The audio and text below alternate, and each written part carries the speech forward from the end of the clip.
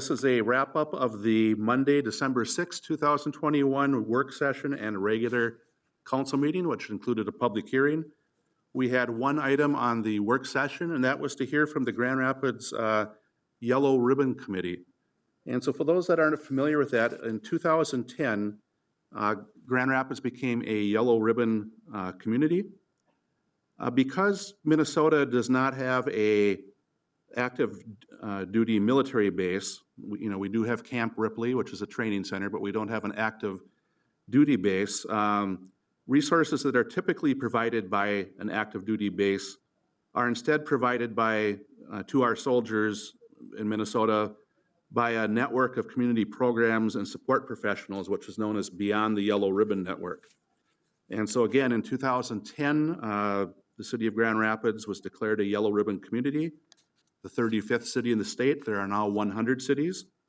And so for the past 10 years, that committee has been doing a lot of good, including providing care packages for deployed soldiers, their families back home, rounding up volunteers to help with veterans' housing projects at their residence, participating in National Night Out and sponsoring Shop with a Hero, and the list goes on. So the purpose of them coming back tonight was for us to recommit to that, and so we did approve a resolution at the regular meeting tonight to continue on as a Yellow Ribbon community, and we're very proud to do that, and really would like to thank those people that were here tonight and those people, that committee, for all that they do throughout the year.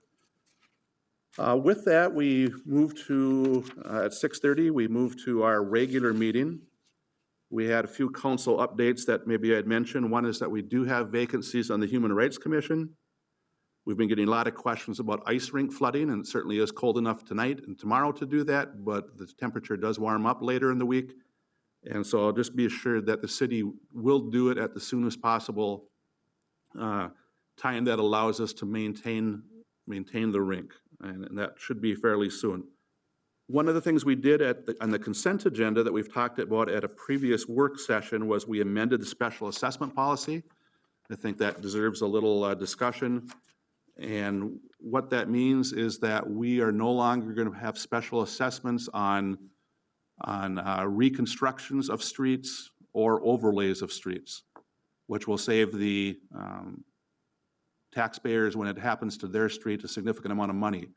We are maintaining the assessments on new construction because we do believe, in cities across the state can prove that the valuation of people's homes goes up when that happens, where it's more difficult to do that for overlays and reconstruction.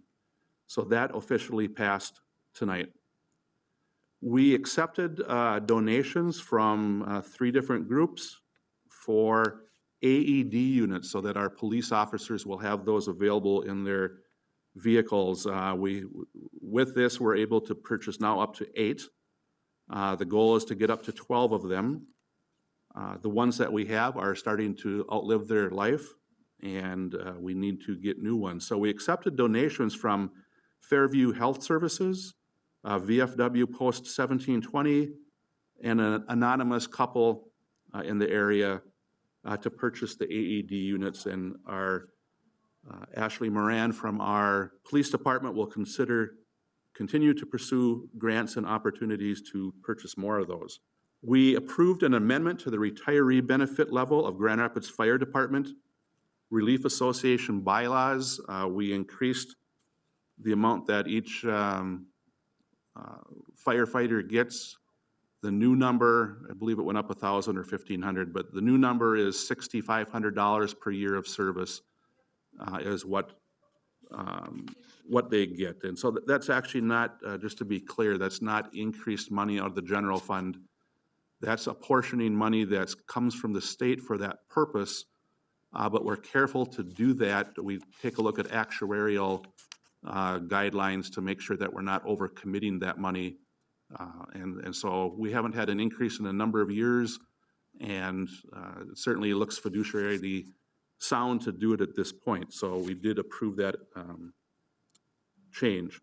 And finally, we had a public hearing on the 2022 budget and then the levy payable, 2021 levy payable in 2022. Our city administrator gave a presentation on the budget, how it was arrived at, and how people's property taxes are affected by that. He mentioned that there are a lot of factors that go into how your property taxes are determined. The statement that we got out this past week, I know mine went up about 24%. And there's a lot of factors that go into that. So first of all, it's divided into that bottom line amount is divided between three major entities: the school district, the city, and the county.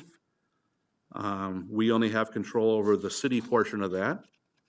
With that, we kept our operating budget under a 2% increase, which was very difficult because we do have contracts that are already ratified and health insurance increases that are significant that go well above that 1.9%.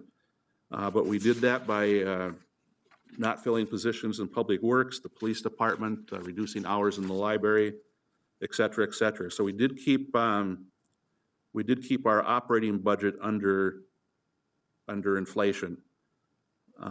What did increase was our bonded indebtedness, and what that means to really drove that was the building of the fire hall, something that we had to do, and we know that we would have to increase the levy for that, but we, if we were to do it, we wanted to do it right, and we have a building that should last us 100 years there. So based on that, the city amount levied to property owners will increase a little over 5% from the city standpoint. But the big driving factor in the large increases is the shift in property taxes. As many residents are aware, valuations of homes has gone up. I should say the prices of house sales have gone up, which has driven the valuation of homes, where you don't see that same valuation change in commercial, because not as many commercial sites have sold compared to residential houses. And so the county, we don't do the valuation out. That's a county position or county duty.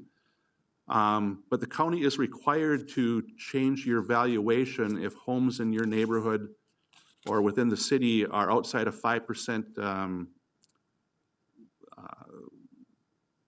range above what the county previously assessed them at. And with the price of houses now, people are getting well above asking prices. And so that significantly increased property, taxable property values. And so there's a big shift based on increases in property value for most of our residents.